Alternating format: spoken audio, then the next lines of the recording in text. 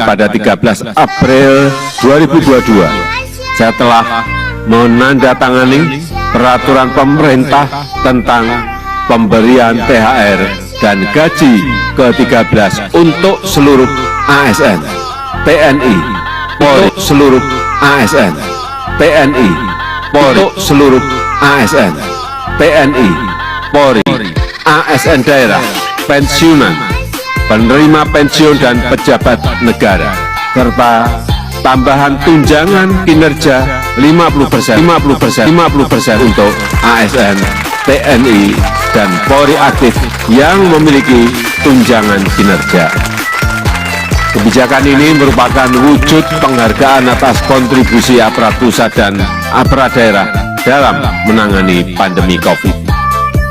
serta diharapkan menambah daya beli masyarakat dan membantu percepatan pemulihan